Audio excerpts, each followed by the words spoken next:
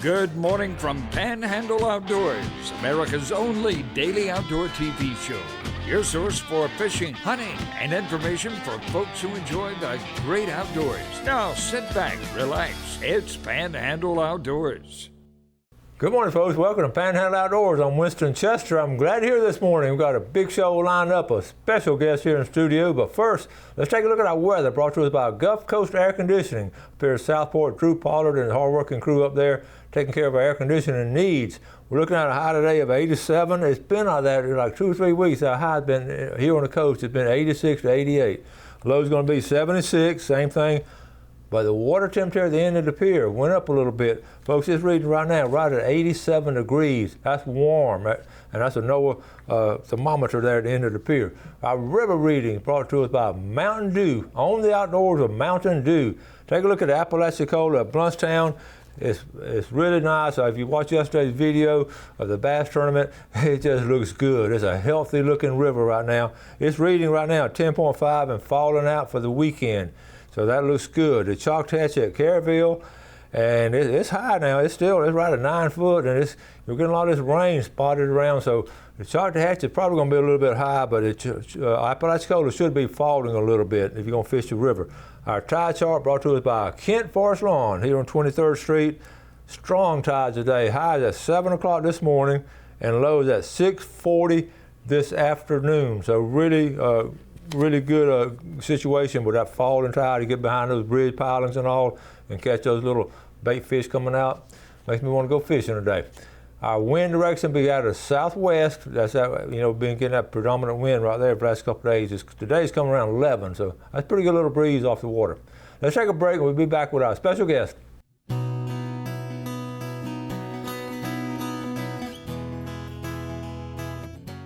Welcome back, and welcome to our guest, Dr. Jeremy Sunseri.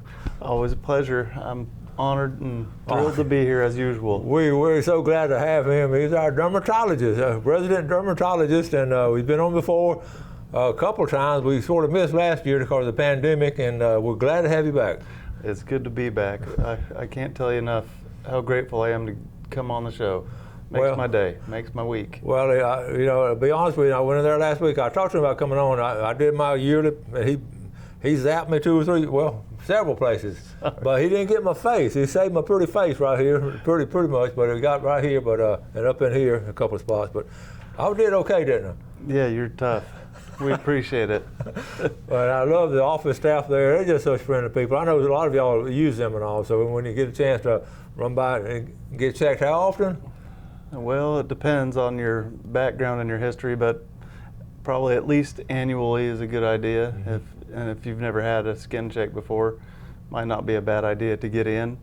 And as you were mentioning, I have the best office staff that you can find. I'm a lucky fella. I don't know how I got them, but I've tricked them into staying, and they understand what it's about and being good to people and taking care of people and let the rest fall where it may. And they're always smiling. I mean, I could be coming up bleeding or something. They'll be smiling or whatever. They're always, everybody's smiling and happy. So it is a good situation. We appreciate your sponsorship on the show and all, but you help so many people out. But before we get to the skin part, y'all been doing a little bit of fishing, you and your family.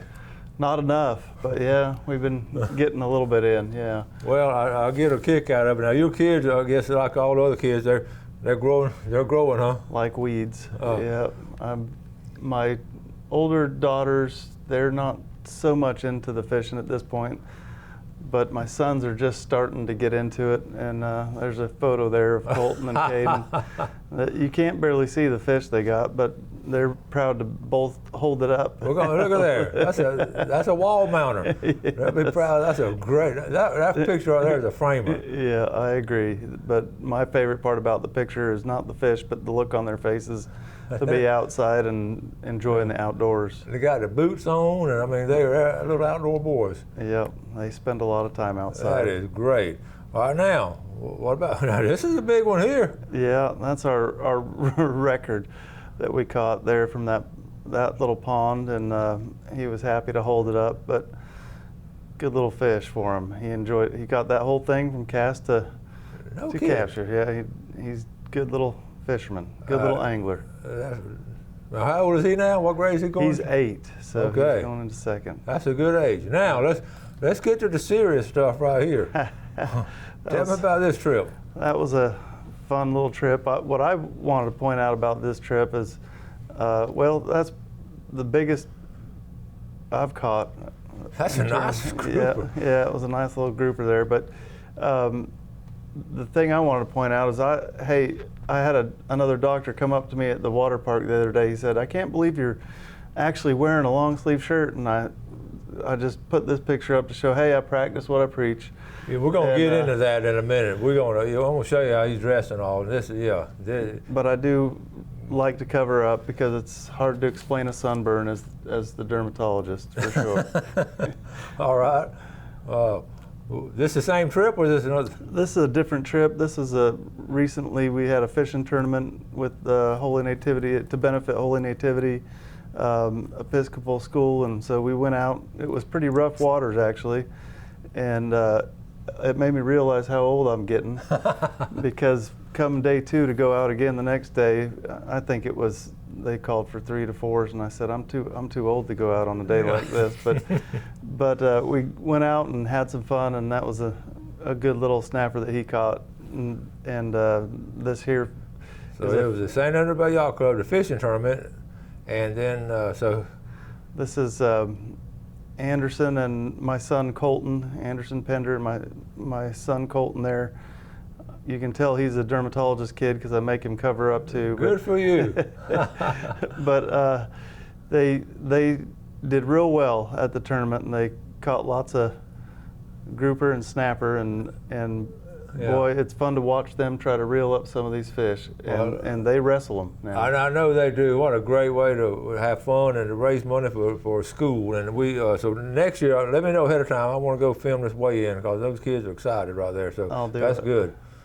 Now, this is what I was going to show. Tell us about this. Yeah, this was leaving out for the tournament, and again, just showing how much I love that shirt that I have on there because it covers up, and I might look like I'm not from these parts, but it works well. It works well, and it's actually pretty cool. And you throw a water bottle on top of it, and you'll be cool all day. So, and then again, my son's sitting in front of me on the boat, and he's got a little buff. Although he didn't manage to keep that on, I had to keep after him and keep harassing him. And it's hard to do. It is hard to keep those buffs on. Yeah. But man, it's worth its weight in gold in terms of. Well, speaking straight from the doctor's mouth, because you see it day after day. And what you had on there just sort of blared out like a billboard to me when I saw that picture. Here he is right here. And I wish we'd have known all this stuff when we were younger. We were smart enough to do it. We just didn't know. Yeah, that's right. We just didn't know to cover up like that. I remember getting blistering sunburns as a kid, and heck, I'm not but 40-something, and my parents just didn't, it wasn't something that was known, you know. We just didn't focus on it like we do nowadays. Yeah. So it's a good transition, I think, that we're finally coming around to it, but it's still a hard thing to do. Lots of people get way too much sun out there, and especially living here in the Panhandle, boy, the sun exposure is unreal. I mean, I'm probably one of the most tan dermatologists out there, and I get too much sun exposure myself, but living out here and trying to enjoy the outdoors, it's hard not to. So I just preach, don't get sunburns, wear sunscreen and reapply, and one of the best things you can do is wear long sleeve stuff or hats and face covers and that kind of thing, because it just prevents that much. And now you'll still get sun through that. Yeah. But it's significantly less than if you just hanging out without sunscreen and getting sun all day every day. All right, we're going to talk more about that. Let's take a quick break. We'll come back with some more pictures. We'll be right back.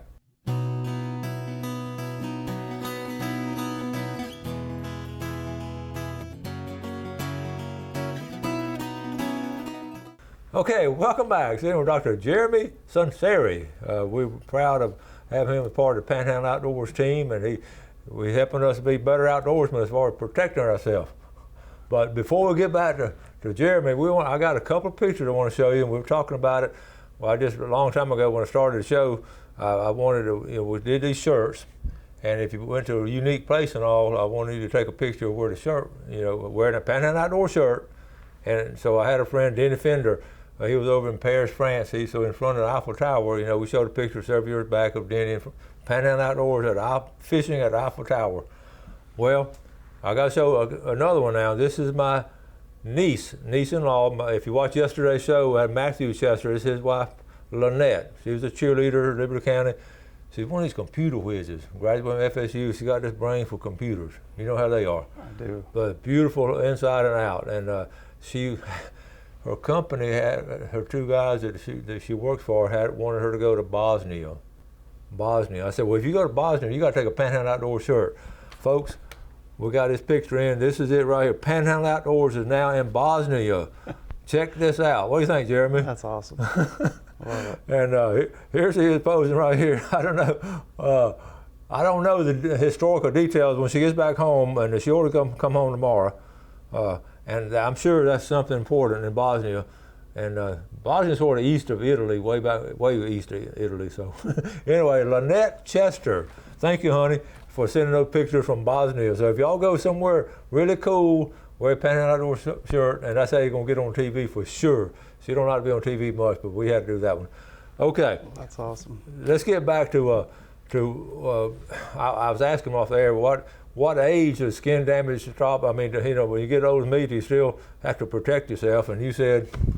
I mean, of course, yes. I can't say no as a dermatologist, but usually it's about a 20-year lag. I mean, the sun damage you get today can have effects in a couple of weeks, no doubt, but I think the real bad sun damage that's going to develop into skin cancer, typically we think of a 10 to 20-year window.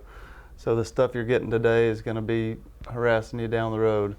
Okay. So you'll still have the opportunity to sprout a skin cancer if you're not careful. Okay.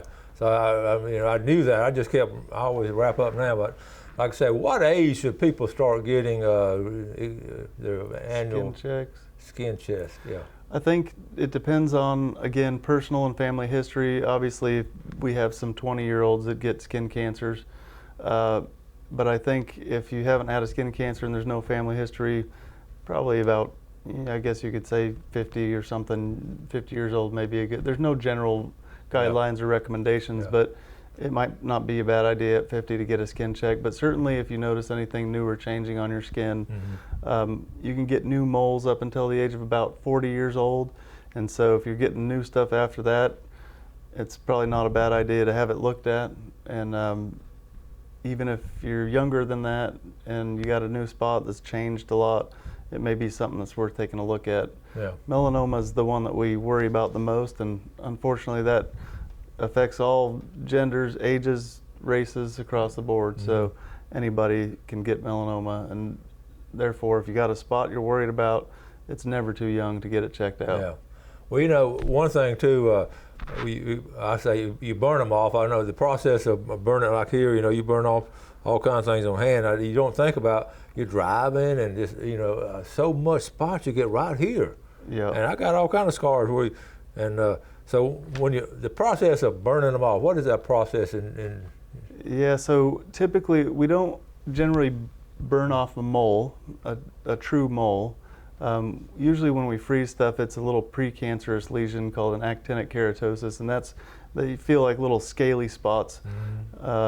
If you run your finger over it, it feels like sandpaper or a little gritty sensation to it. And those develop into squamous cell skin cancers down the road.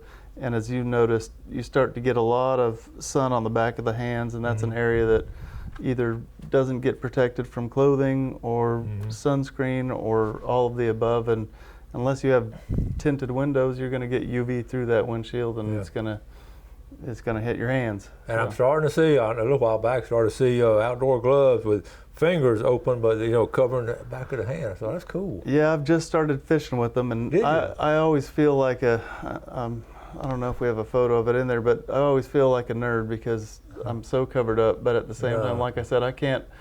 One, I have fair skin, and I've had my own share of melanoma, and so I got to cover up. But two, being a dermatologist, I can't show up to work with a sunburn. If you're a deckhand, it might be more acceptable to show up with a sunburn, but as a dermatologist, I just can't show up with it's hard to explain to patients. I could see you walking in on Monday morning at work. First of all, your office staff I see them looking at you now. What did you do? I can see those girls just.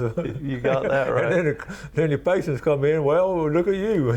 So I can see Monday morning that happens. So that's funny. But I see some of the captains now. Some that are out every day, especially these what I call inshore captains with the boats that are not protected and everything. Right. And, they're exposed. I know a lot of them now take care of themselves. Absolutely. Yeah. I see more and more folks wearing buffs and protective clothing, and it brings joy to my heart every time I see it. I know, and start thinking about this, and when you want to give a present to an outdoorsman and they got all their rod and reels and tackle and everything, start giving them some of this protective clothing. Yeah. I was thinking about that the other day, how important it is, because most of them are not going to buy it themselves unless you sort of, in a husband-wife situation, your wife's going to push you a little bit to get it. That's right. But that's so hard-headed outdoorsman. That's right. Not going to go to Blue Water Outriggers and see what they got. Men who are married live longer for that reason, they say.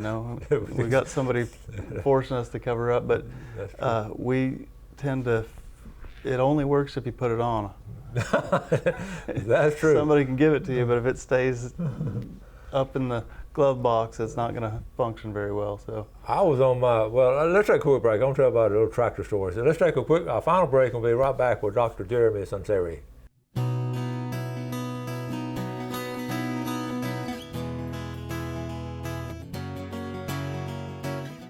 Okay, welcome back. Hope you're having a good day today. Hope you're getting outdoor stuff lined up sometime next couple of days and protecting yourself. Amen. But let's take a look at our fishing game times. Brought to us by Blue Water Outriggers in Port St. Joe. Looking at our time this morning, 9:25, 11:25, and tonight 9:57 to 11:57. So that's between 10 and 2. So we'll talk about that. I was asking also. I was on my tractor the other day, and I only had about an hour worth of mowing to do, and I call it that tractor therapy. I love getting on a tractor.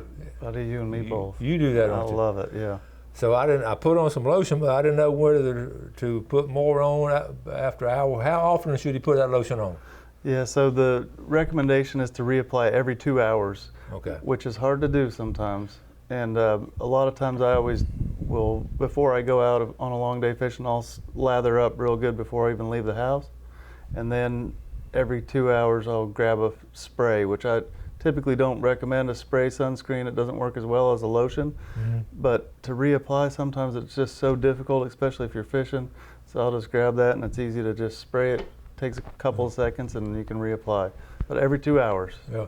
The old timers I was with, they would not, while we were fishing, they wouldn't want to get the scent of that suntan lotion on those worms, so they never put it on. My dad's generation, they thought we were crazy. That's right. But anyway, all right, we've been looking at some great, exciting pictures. Now let's go to some realistic pictures. And I told Jeremy to bring us a couple of pictures of what we need to be looking for. So on this screenshot here, we got an A and a B. So tell us what we're talking about here. Yeah, this is the same disease process, and I wanted to talk about this because I do think it's common in fishermen. This is from a bacteria called atypical mycobacterium, or M. marinum, Mycobacterium marinum. A lot of people call it fish handler's disease or fish handler granuloma or fish tank granulomas. They show up and they can look like a lot of different things, but those are two pretty classic examples of what a granuloma from a mycobacterium can look like. And they are resistant to treatment. They are so difficult to treat. And a lot of people will get them on the backs of the hands. That's one of the classic places you get it. But that organism loves water. And so people who are around water, whether it's fishermen or diving or whatever, end up getting exposure to M. marinum sometimes. Is it because you maybe have a little open scratch or cut or something, and it just invades it? It typically requires a little opening, a little scratch or bump, and then you rub your finger along a fish tank is a classic example, or heck, a live well, and you get that bacteria. Fresh water or salt water? Fresh or salt. Okay. Yep. People can get it in swimming pools even. It's resistant to chlorine. So I had a patient who dove into her swimming pool and got it across her nose once. Oh my goodness. And the warmer the water, probably the better it can. That's right. Yep. Okay. So this time of year, you got to be careful. Yep. If you got anything like that growing on you, here's again. Okay, on your hands here. What is this? Same process. The interesting thing that I learned in coming up with these slides is that more than 50% or more than half of these cases are on the back of the hand. Okay. They present on the back of the hand, and you can imagine, like we were saying, you bump your knuckles on a live well or something like that, and get that bacteria. So if you got something like that growing on your hands or anywhere else, you might want to holler at a dermatologist. Yeah, come see. Call them up. Tell them you need to come see them real quick. I know the old timers, the old net fishermen, they would have those. They would get them bad. Yep. But I think they finally built up immunity to them. It could be. Hard. It could very well be. Yeah. Okay, we've got a couple minutes left now. I know you're a rodeo man. I know you come from Utah. You love the rodeo. Were you state champion or something? He was used to ride bulls, but he won't brag about it. He was a good. I've seen his pictures and all, and heard about how good he was. Are you getting to carry any of that over here in Florida? You getting any horses or? So not on the rodeo, although I did get my daughters to do one barrel racing here not too long ago. But and I more did it to participate, and I loved it. I love the heritage. It's kind of like the outdoors, being an outdoorsman. I just loved participating in rodeo.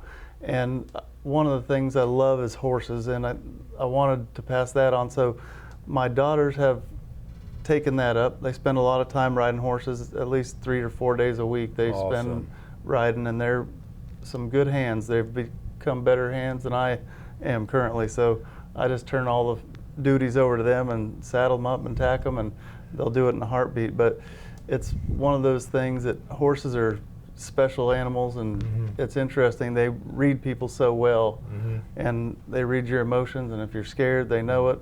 Like, I think probably all animals do that, but horses being much bigger, you can see it manifested a little bit more. But I just love them as an animal, and so I haven't passed on the rodeo tradition, which may or may not be a good thing. But my daughters are definitely riding and spending time on horseback. You got them around animals, riding horses and all, passing on. You got them outdoors fishing. You got them, like I say, doing these outdoor things. You're a good dad. Well, I'm trying. And he's a good doctor too. So y'all, you get a chance, go give him a call, make an appointment there, and you can talk about fishing or horses or whatever. The other day he couldn't. I kept running my mouth. He had to. I love visiting with him, and he does a lot of good things. We run out of time. Yeah.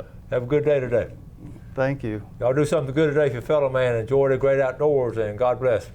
Thanks for watching America's only daily outdoor TV show, Panhandle Outdoors with Winston Chester, featuring hunting, fishing, and other activities and information to help you enjoy the great outdoors. Join us next time for Panhandle Outdoors.